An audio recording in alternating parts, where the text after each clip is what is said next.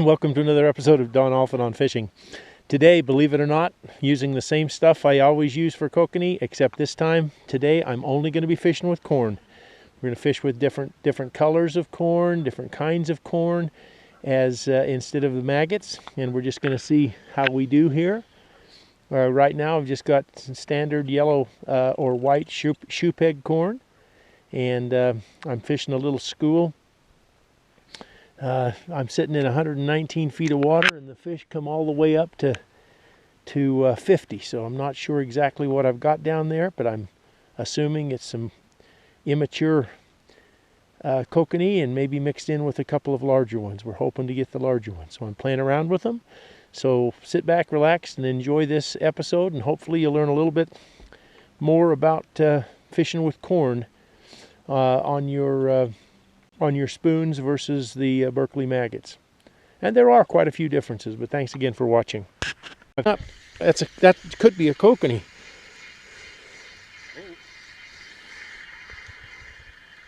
Oh yeah. Hey! We got a nice koke. That's beautiful. He actually hit it 2 or 3 times. Isn't that a gorgeous fish? 60 feet down, right on the bottom. Yeah. Absolutely nice koke. Well, that's the first kokanee up the river, all the way on the bottom. I have no clue what it is, but it hit me twice, and I think it's another koke. Wow, Don. That's great. We're Look at that school you pulled it out of. pulled that fish out of that school of inactive fish. I'm excited about that, and that's a pretty good little fish for Utah side. That's awesome. I've had a lot of questions about using corn, jigging, and it's really funny. The only reason that I actually turned to corn was when there was during COVID where there was association, a very depleted inventory, if you will, of Berkley maggots all around the country, and so rather than trying to fight that battle, I decided to go with corn, just because I couldn't get the maggots. And it was really funny because as soon as I started using corn, I found that was just as consistent as it was with the maggots. So corn is now a staple for me in my boat, even though oftentimes I still use, in fact, the majority of time I still use maggots because they stay on the hook better. So if you are fishing corn, you have to understand a few things, and that is that the corn is generally not going to stay on the hook if you make a hook set while you're jigging. One time will basically take all 3 kernels of corn off your hook. So you have to be prepared to bring that up and rebait before quite often. The other thing that you have to realize is that when you're using corn, sometimes these fish, for some reason, and I have no clue why, they're color oriented, and so if you need to kind of match the hatch a little bit. So if you're using a chartreuse kokanator, then you need to come up with either a white corn, or you need to come up with kind of anything but pink, to be honest with you. And then if you're using pink kokanators, then you can always find pink fire corn, or as a couple of my friends do, they actually dye corn to whatever color they're using for the day. So that's the long and short of corn, but I actually really love it. For one thing, it's a whole lot cheaper than buying maggots all the time.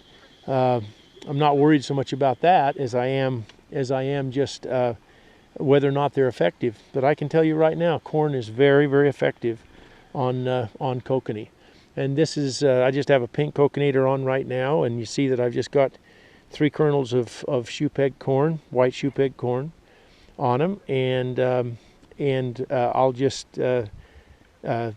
use that just exactly like I do the maggots, except that once I set the hook, I'm going to bring them right up. If I don't set the hook on a fish, then I'll bring it right up and rebait.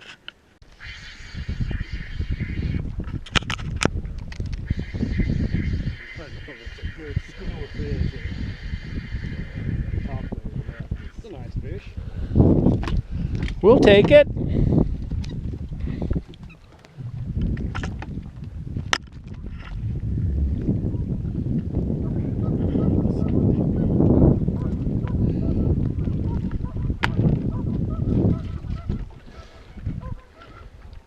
Well, that was a nice kokanee. That's on a pink, using corn for bait. So I'll just get it re-rigged and get back down there. Good job. Hey, JR. Well, hello. Tom. Oh, hello, the world. Back. Hey, you're back. Good job. Get it on in there. Super job, JR. Great job. Nice to be back. Nice to have you back in the boat with me. It's good to be back catching fish with Tom. Good job, JR. Got another one. Fantastic.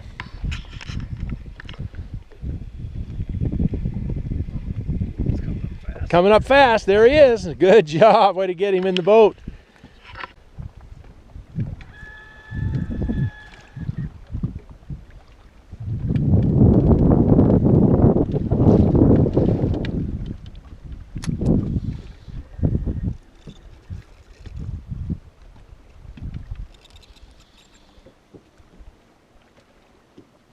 There we go.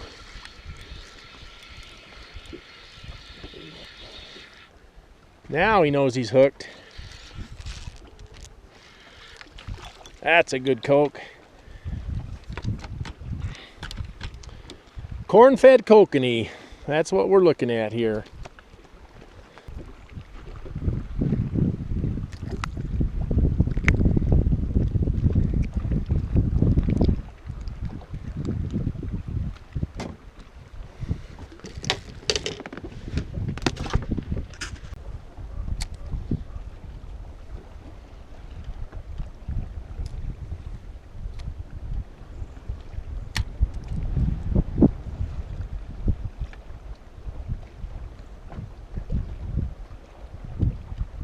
There we go.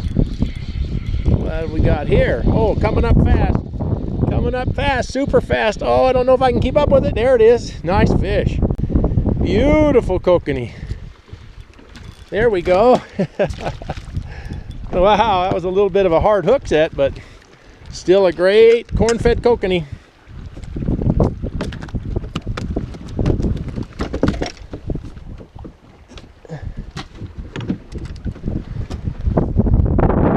That came off the yellow. Well, we'll see what we've got here.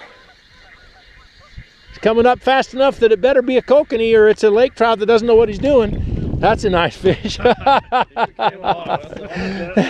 That's about as good as you can get it. All right. Well, that was quick. Give you an idea of the fish that were fishing. They've come up a little more shallow, but those are the schools that we're dealing with. I love the separation. That tells you that the fish are biters. They're separated like that. This is a good fish.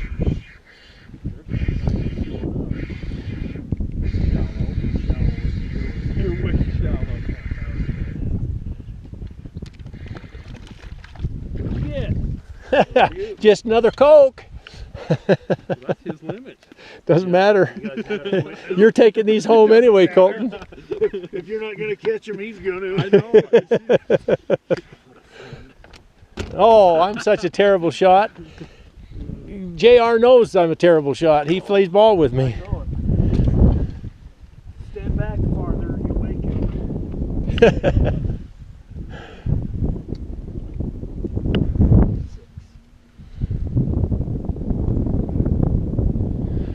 Well, this hasn't been a bad little morning. All the way up too fast. Good job. That'll work.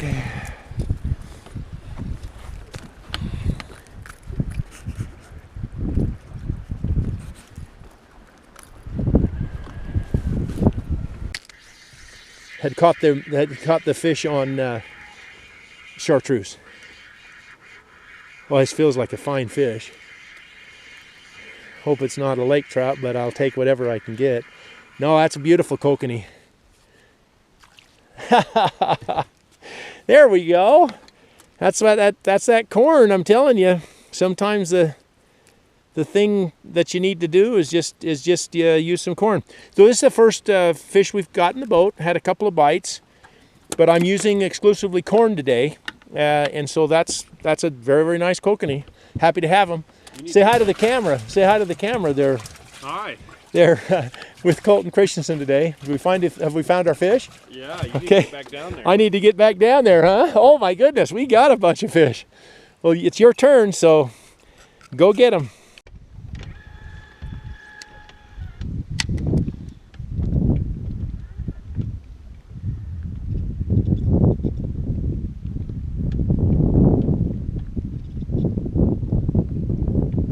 Hey, well, thanks again for watching Don Allphin on Fishing.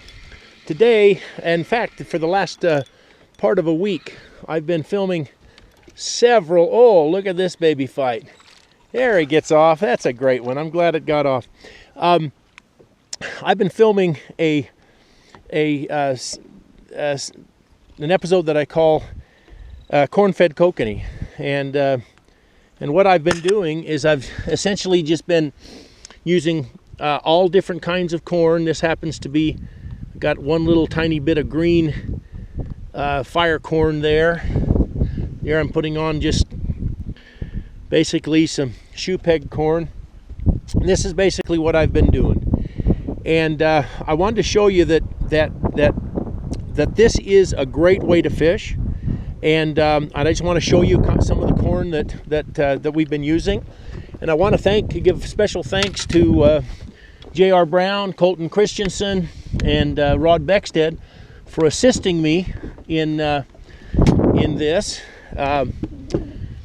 But fire corn comes in all kinds of different colors. This happens to be, you've got pink, you've got yellow, you've got chartreuse, and then I like the shoe peg white corn, which is great.